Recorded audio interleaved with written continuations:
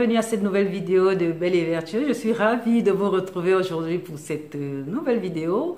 Alors en fait aujourd'hui nous allons continuer la deuxième partie par rapport à la frigidité dont j'avais parlé il y a quelque temps sur une vidéo, et j'avais promis que la deuxième partie serait consacrée au rôle du conjoint. Alors dans la première partie on avait vu qu'est-ce que c'était la frigidité, qui était en fait qui est l'absence de plaisir. L'absence de plaisir féminin, c'est un trouble de la sexualité féminine et qui a plusieurs causes. La plupart des femmes qui connaissent la frigidité, c'est des femmes qui ont subi des traumatismes quelconques. C'est des fois après un viol, après des attouchements sexuels dans leur enfance, dans leur jeunesse. Des fois aussi, ça se vient après une grossesse. Des fois, c'est la peur de contracter une MST lors des rapports sexuels, donc du coup, ça bloque le plaisir. Ça peut aussi avoir une cause dans la jeunesse de la fille, on va dire la jeune fille, à cause des coutumes, des traditions, comme dans certains camps, on interdit de parler de sexualité, c'est tabou dans certaines ethnies, dans certaines familles. Donc du coup, la jeune fille grandit avec tous ces interdits, avec tous ces tabous, et du coup, psychologiquement, elle est bloquée. Donc il y a des choses comme ça peut être des traumatismes. Ça peut aussi être à cause des troubles dans le couple. Lorsqu'il y a des problèmes dans le couple, la femme ça va bloquer le plaisir féminin qui est très très très sensible et tout à ces choses-là. Donc on avait vu ça, je ne vais pas revenir dessus parce qu'il y a une vidéo qui parle de ça.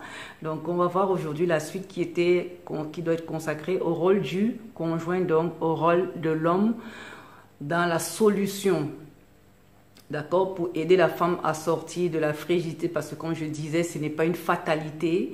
On en guérit, on en sort avec de la volonté, de la détermination. Alors aujourd'hui, on va parler du rôle du conjoint, et je ne vais pas me moquer des hommes. Non, je ne vais pas juger les hommes, je ne vais pas condamner les hommes.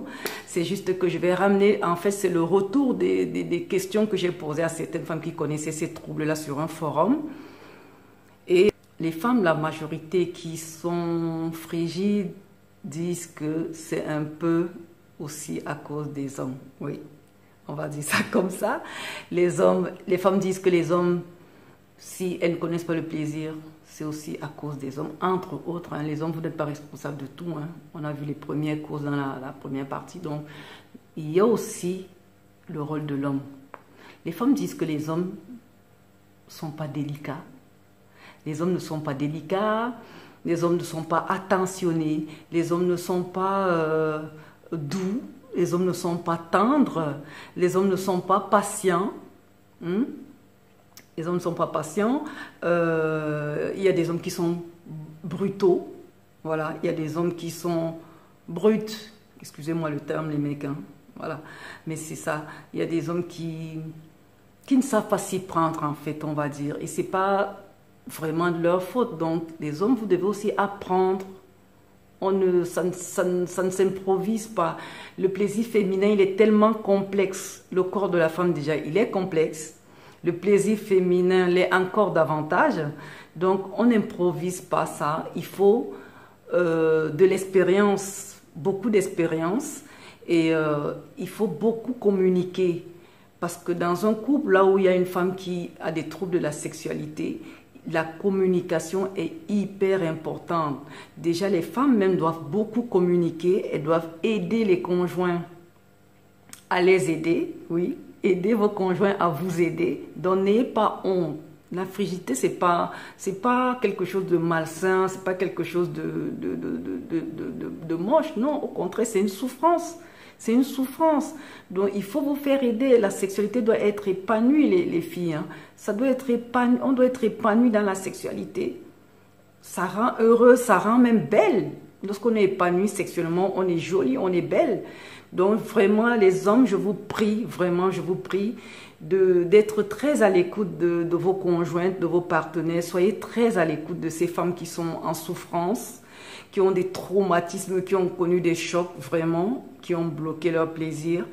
Et les femmes, s'il vous plaît, communiquez, n'ayez pas, on ne simulez pas. Ne simulez pas. parlez avec votre conjoint, dites-leur que voilà, je n'ai rien éprouvé comme plaisir, je n'ai rien ressenti parce que voilà, dans mon enfance, dans ma jeunesse, j'ai eu ci, j'ai eu un trouble, j'ai eu un attouchement, j'ai été violée, j'ai eu ça, voilà. Il faut leur parler, il faut les aider à vous aider. Parce qu'ils ne sont pas des devins, ils ne sont pas des dieux, ils ne sont pas des magiciens pour deviner que vous avez ces troubles-là ou alors que vous simulez. Parce qu'on a beau simuler, mais au bout d'un moment, le conjoint se rendra compte que vous simulez.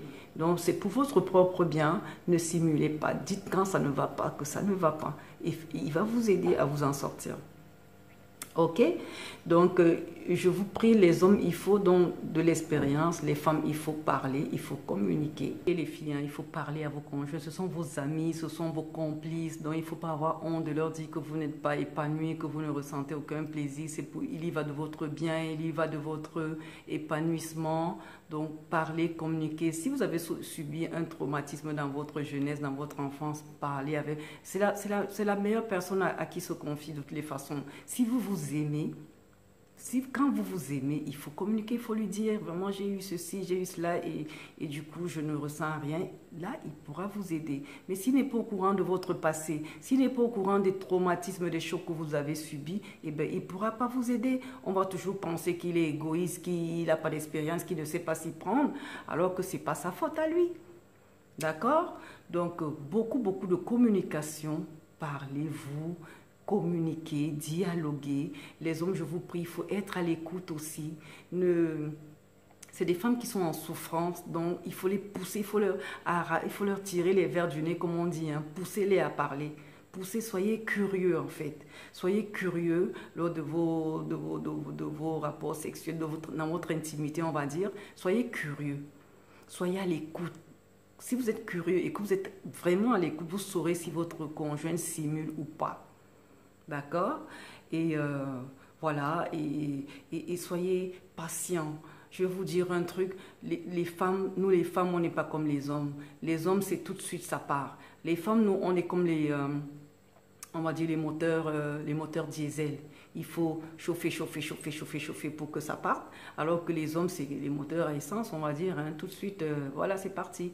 Donc les femmes, il faut beaucoup de temps. Les hommes, il faut prendre du temps. Prenez le temps pour vos conjoints, vos partenaires, vraiment.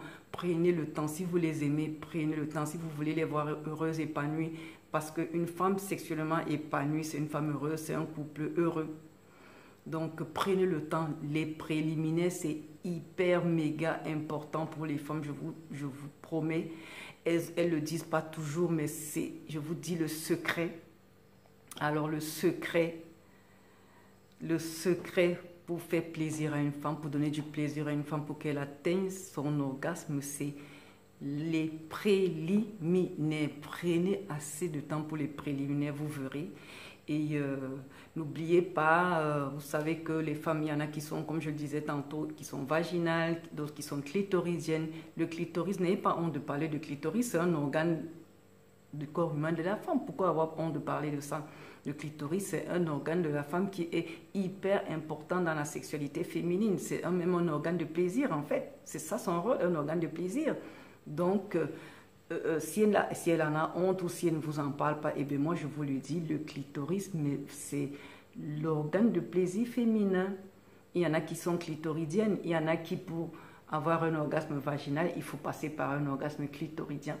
Il y en a qui se contentent d'un orgasme clitoridien, mais vraiment, mettez l'accent sur l'excitation du clitoris et vraiment vous ferez des femmes heureuses. Donc il y a ça. Il y a aussi que les femmes, s'il vous plaît, les hommes, il faut être donc patient. Vraiment, soyez patient, n'allez pas trop vite. Soyez patient, prenez le temps, posez-lui des questions, demandez-lui ce qui lui ferait plaisir, demandez-lui là où elle aime être touchée, là où elle est plus sensible, demandez-lui ce qu'elle aime, les positions qu'elle aime. Voilà, ne lui imposez pas ce qu'elle n'aime pas, ne forcez pas lorsqu'elle n'en a pas envie. Vraiment, il ne faut même pas y aller. Attendez qu'elle ait vraiment envie. Et il y a des moments aussi, il ne faut même pas aller jusqu'à la pénétration. Je vous promets, pour des femmes qui ont ce trouble de la frigidité, là, il y a des moments où il ne faut même pas aller à la pénétration. Il faut juste de la tendresse. Tendresse, jusqu'à ce qu'elle lâche prise et qu'elle soit en confiance. Et ça va le faire. Donc, les femmes aussi, détendez-vous, détendez-vous, commencez aussi, faites des danses. Vous savez, les danses orientales, la danse du ventre, là, il faut faire des danses du ventre. Ça va vous permettre aussi de vous détendre. Et faites des massages, massez-vous. Vraiment, les messieurs, là, s'il vous plaît, massez ces femmes-là. Vraiment sans aucune arrière-pensée, sans même penser à un acte sexuel. Faites-lui des massages. Détendez-la au maximum. Ambiance feutrée, petite musique douce. Faites-lui des massages pendant longtemps, longtemps, qu'elle se détende complètement. Prenez vos douches ensemble, hein, c'est aussi le moment privilégié pour se connaître, pour découvrir le corps de l'un et l'autre. Prenez vos douches ensemble, c'est super agréable. Touchez-vous, mais touchez-vous vraiment beaucoup. Et puis changez aussi variez les positions. Demandez à la femme la position qui lui convient le mieux, parce qu'il y a aussi par rapport, on va dire quoi, aux dimensions du sexe de l'homme, soit il est menu, soit il est peut-être très long et qui pourrait faire mal à la femme, parce qu'il y a des femmes qui ont mal lorsque le sexe de l'homme est très long ou alors assez énorme, et lorsqu'il bouscule l'utérus, les femmes ont mal, ou alors lors même de rapports sexuels, elles ont mal à cause de la taille du sexe de l'homme qui est quand même assez considérable. Et elles ont des brûlures, elles ont des douleurs comme ça, elles ont des muscles du vagin qui se contractent parce qu'elles ont mal.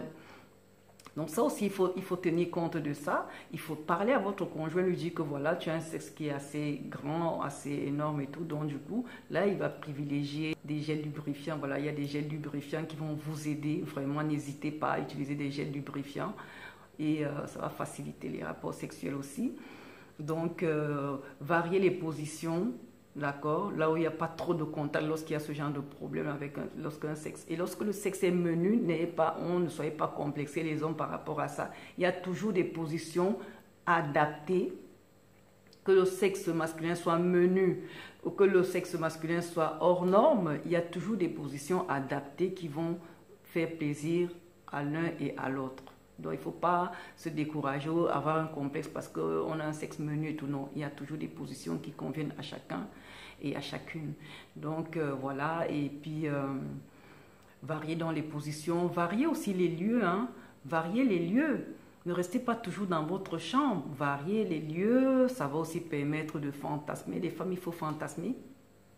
Ne vous privez pas de fantasmer. Les femmes, imaginez-vous des scénarios, des choses qui pourraient vous plaire. Imaginez-vous dans un ascenseur, par exemple. Imaginez-vous dans un, je ne sais pas moi, dans du foin à la campagne. Imaginez-vous dans une salle de cinéma. Imaginez-vous, il y a plein de lieux. Hein. Faites travailler votre imaginaire et ça va vous faire du bien aussi. D'accord ? Je disais aussi donc voilà, aux hommes n'imposez pas certaines choses, certaines pratiques aux femmes, parce que souvent il y a des femmes qui subissent des pratiques sexuelles qu'elles n'aiment pas, auxquelles elles n'adhèrent pas, mais elles sont obligées parce que voilà, c'est le mariage. Non, c'est vrai, c'est le mariage, mais il faut que les deux personnes soient épanouies. Dans un couple, on doit être épanoui, on n'impose rien, on est là pour le plaisir et non pour la contrainte. Donc, si votre conjointe ne veut pas la fellation, ben ne lui imposez pas la fellation. Si elle n'aime pas la sodomie, mais ne lui imposez pas la sodomie. Donc, il faut dialoguer, il faut communiquer. Dites ce que vous n'aimez pas et dites ce que vous voulez, vous aimez, ce qui vous fait plaisir. D'accord? Les hommes, ne leur imposez pas, s'il vous plaît. Donc, il y a plusieurs façons d'arriver au plaisir. Hein. La sodomie, déjà, c'est pas chrétien. Je ne juge pas, mais je trouve que c'est pas chrétien. Voilà, donc ceux qui pratiquent la sodomie et autres pratiques, hein, c'est leur choix. Je ne suis pas là pour juger, ça ne me regarde pas. Tout juste ce que je dis, c'est qu'il ne faut pas imposer. Dans un couple, on n'impose rien. Tout doit se faire par consentement et c'est ça qui rend heureux, c'est ça qui épanouit. D'accord? Donc voilà, je pense qu'on a fait le tour hein, sur le rôle du conjoint. Voilà, varier les positions, varier les lieux, hein, ne restez pas toujours dans votre chambre. Cherchez aussi des lieux insolites, hein. Cherchez des lieux où vous êtes dépaysé, où la femme va vraiment être détendue. Voilà, les femmes, je vous prie vraiment, faites des danses du ventre, des danses orientales. Pratiquer la danse du ventre, ça va beaucoup vous aider à lâcher prise et à vous détendre les muscles vaginaux. Voilà, voilà, n'oubliez pas de contracter les muscles du périnée. C'est très important, même pendant l'acte sexuel, même lorsque vous êtes dans vos activités de la journée, hein, de temps en temps, contractez les muscles du périnée comme si vous avez envie de faire pipi et que vous bloquez. Vous avez envie de faire pipi, vous bloquez. C'est hyper important. Déjà, c'est excitant. Ça va vous permettre de vous détendre. Et lorsque vous serez dans votre intimité, ça va aussi vous aider à... Lorsque vous allez contracter, déjà, ça va resserrer le vagin. Et lorsque vous serez dans votre intimité, ça va vous aider à éprouver du plaisir. Voilà, donc ce n'est pas exhaustif, hein, et vraiment, excusez-moi encore les hommes, ce n'est pas contre vous que je fais cette vidéo, mais je vous ai apporté ce que les femmes n'osent pas dire. En fait, moi je suis venue pour dire ce que les femmes n'osent pas dire parce qu'elles ont honte, parce qu'elles ont peur, et voilà. Donc, suis belle et vertueuse, c'est tout sans tabou, mais avec respect et dans la bonne humeur. Voilà, j'espère que vous serez nombreux à regarder cette vidéo. J'espère que cette vidéo va vraiment libérer beaucoup de femmes et que beaucoup d'hommes vont aussi regarder cette vidéo. S'il vous plaît, les hommes, regardez cette vidéo. Vous vous rendrez compte que peut-être votre conjoint est en souffrance, peut-être votre conjoint simulait depuis longtemps. Donc, regardez cette vidéo. Laissez-moi des commentaires, s'il vous plaît. S'il vous plaît, participez. Ne me laissez pas seule. Voilà, participez s'il vous plaît. Laissez-moi des commentaires. Dites-moi ce que vous en pensez. Dites-moi si vous souhaitez que je fasse ce genre de vidéo de l'intimité du couple. Hein. Dites-moi si vous voulez qu'on parle de sexualité encore dans d'autres domaines. Hein. Moi, ça ne me dérange pas. Je suis là pour vous servir. Je suis là pour partager des choses avec vous. Je suis là pour aider les hommes, les femmes, les jeunes, les moins jeunes. Voilà. J'espère vous retrouver nombreux. Merci pour mes abonnés. Et vraiment, je vous fais de gros bisous. Hein, vous tous qui regardez ma chaîne, vous tous qui vous êtes abonnés depuis ce temps. Merci infiniment de me faire confiance. Merci de me soutenir vraiment. Et je vous retrouve très bientôt. En attendant, portez-vous bien, soyez heureux. Ciao.